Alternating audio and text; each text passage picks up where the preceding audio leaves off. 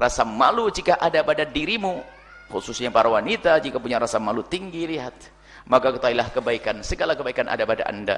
Kemarin kita bicara dengan anak-anak putri kita, budara ya malu, jangan biasa mengangkat suara. Fala takhdu'na bil qawli fayatma'alladzi fi qalbihi maradun. Kalau ngomong kepada orang laki-laki, jangan ganjen-ganjen deh, jangan ngendesah-desah, jangan kemenyek-kemenyek itu. Bahkan ini kalau kemenyek, tahu ya, kemenyek itu bahasa istimewa, bahasa Jepang itu. Nggak paham orang Jawa Timur yang ngerti itu ya. Jadi kalau bicara ya jangan, tapi dengan suamimu super kemenyek boleh, super ganjen boleh dengan suami, dengan orang lain ngomong ya Masya Allah. Ini nggak boleh, menjadi haram kita mendengarnya. Biarpun semula mendengar suara perempuan, madhab kita Imam Syafi'i bukan aurat di saat suara wajar. Tapi kalau sudah suaranya disah-desahkan, diganjin-ganjinin, nggak boleh dengar kita, nggak boleh. Dan kita ingin tanamkan anak kita punya rasa malu. Jangan biasa mengangkat suara di depan kaum pria. Kemudian juga kalau pengen ngukur kemuliaanmu, wahai anak-anak putriku, teman, dan ibu apa wanita, ibunda dan saudara-saudari, kalau anda sudah betul-betul merasa risih di saat dipandang oleh kaum pria, maka rasa malu ada pada anda. Anda risih kalau ada orang melihat, ngapain dia lihat saya? Pengen lempar pakai sepatu. Biarpun tidak dilempar beneran, pokoknya anda risih, sedih. Tapi naudzubillah, katanya rajin ngaji, solehah, tahajudan. Kalau lewat laki-laki pasti dibasah-basahin bibirnya kek, atau minyaknya langsung diambil, macam-macam. Ya rendah itu perempuan, tidak ada nilainya itu, rendah. Perempuan harus punya wibawa, malu, punya rasa malu. Dilihat lagu laki-laki, ngapain dia merhatikan saja. Dan sangat berbeda pendidikan yang diajarkan Allah dan Rasulnya dan pendidikan kafir. Pendidikan kafir pamer tuh, tonjolin tuh, auratmu tuh, tampakin tuh, biar terpesona, biar semua mengagumi kamu begini, kamu begini. Hingga aja untuk dinikmati oleh semua orang, karena memang bukan, nggak ada privasi, nggak ada yang istimewa lagi, sehingga siapapun boleh melihatnya. Ya bersentuhan boleh ya. Sementara orang yang sesuatu yang mulia pun akan dijaga. Sebenarnya menjaga ini adalah tradisi atau kesadaran semua orang.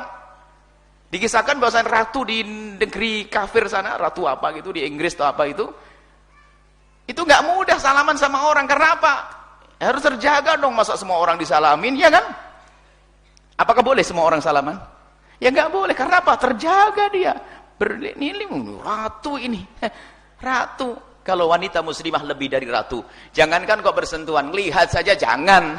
Kullil mu'minina yaghuddu min absarihim, lebih mulia ada daripada seorang ratu. Tapi keinginan untuk menjaga ini selalu ada dalam fitrahnya manusia beriman. Kecuali memang runtuh imannya, apalagi runtuh imannya sudah tidak pernah menjaga dirinya, nggak punya rasa malu lagi. Jadi kalangan ratu-ratu kafir pun dijaga, nggak boleh dilihat siapapun. Ini hanya khusus, dijaga. Bagaimana kita sebagai orang yang kenal Nabi Muhammad seorang muslimah, kenapa harus dipamerkan tonjolan tubuhnya, lekuk-lekuk tubuhnya, kecantikannya? Kecantikanmu hanya untuk suamimu. Kecantikanmu yang bukan untuk diobral di pinggir jalan. Maka budaya rasa malu. Sampai saya guyonan seorang wanita ini, kalau tiba-tiba ada laki-laki yang iseng di jalan itu, nyapa-nyapa di jalan itu, ambil sepatumu. Buya kok ngajari begitu? Enggak. Biar kamu semakin wibawa. Nanti laki-laki jadi mulia semuanya. Wanita mulia istimewa. Tidak boleh diganggu. Tidak boleh dihindarkan. Tidak boleh direndahkan.